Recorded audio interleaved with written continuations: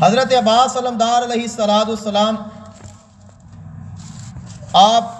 کربلا دے میدان میں جس وقت آپ تشریف لائے نے اس وقت آپ دی عمر تقریباً 33 سال سی، اور امام حسین علیہ السلام نے آپ نو اپنے لشکر دا علمدار مقرر فرمایا۔ آپ دا روزہ اقدس عراق دے شہر کربلا دے وچ ہے، جس جگہ تے پہلے آپ دے جسم نو دفن کیتا گیا اور بعد دے وچ شام تو واپس لا کے آپ دا سر بھی اس مقام تے دفنایا گیا۔ دریائے فرات جو کہ آپ دے روزے دے بالکل سامنے ہے، کیونکہ آپ پانی لین گئے سن اور وہ پانی لے کے واپس آ رہے سن، رستے وچ آپ شہید ہو گئے، تو وہ پانی جو آپ لین گئے نے پانی نہیں لا سکے،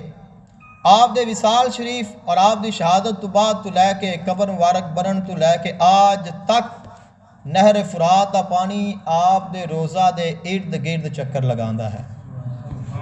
اور آپ دا اصل روزہ نیچے ہے،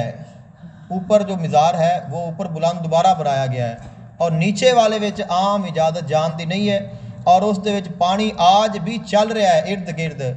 اور یہ بھی کمال ہے کہ وہ پانی خراب بھی نہیں ہوندا، اور لوگ اتوں شفاواں واسطے پانی لے کے آندے نے۔ حضرت عباس علمدار علیہ السلام دا روزہ مبارک کس طرح دا ہے، اللہ تعالیٰ نصیب کرے اس زیارت سب نو، امام حسین علیہ السلام آپ دی بارگاہ وچ اور شہدائے کربلا دی بارگاہ وچ اور کربلا مولا دی زیارت نصیب فرمائے۔ آپ دا جو روزہ مبارک ہے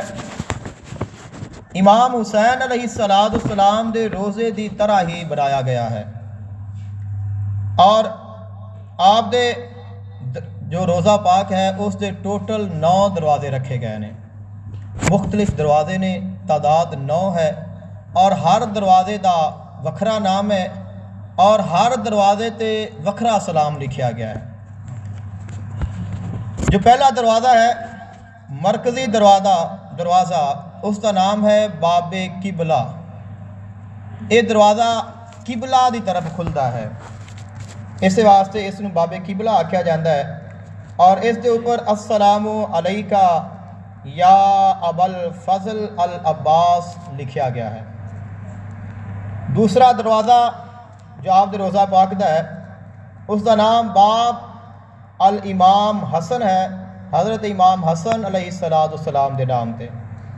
اور اس دے اوپر السلام علیکہ یبنا امیر المومنین لکھا گیا ہے کہ اے امیر المومنین مولا علی شیر خدا کرم اللہ وجہ الکریم دے بیٹے دوڑے تے سلام ہوئے۔ تیسرے دروازے دا نام باب الکف ہے، کف عربی وچ ہاتھ نو آکھیا جاتا ہے، اور یہ دروازہ اس طرف ہے جس طرف اس زمانے دے وچ نہر فرات سی،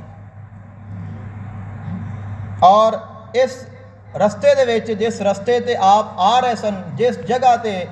آپ دا بایاں بازو شہید کیتا گیا ہے، یہ اس طرف دروازہ ہے، اور اس نسبت دے نال اس دروازے نو باب الکف آکھیا جاتا ہے کہ اس نو سامنے آپ دا جو بازو ہے وہ شہید کیتا گیا سی اور اس دی زیارت گاہ موجود ہے۔ چوتھے دروازے دا نام باب العلقمہ ہے، یہ دروازہ اس وقت جو فرات سی، فرات دے وچوں ایک نہر نکلتی سی، جیڑی نہر کربلا دے وچ آندی سی، اس نہر دا نام علقمہ سی، اور وہ نہر خشک ہو گئی، اب اس جگہ تے سڑک بن گئی ہے، اور اس سڑک دا نام شارع علقمہ ہے۔ یہ جڑا دروازہ ہے یہ اس سڑک دی جانب کھلتا ہے، اس واسطے اس دروازے نو باب العلقمہ آکھیا جاتا ہے، اور اس دروازے دے اوپر السلام علیکہ یا ساکی عطاء شیئن کربلا یہ لکھیا گیا ہے کہ تیرے اوتے سلام ہوئے اے کربلا دے سب لوگاں نو پانی پلان والیا۔ پانچویں دروازے دا نام باب امام علی الہادی ہے، حضرت امام علی نقی علیہ السلام دے نام دے نال دروازہ رکھیا گیا ہے، اور اس دروازے دے اوپر السلام علیکہ یا حاملہ لواء الحسین لکھیا ہوا ہے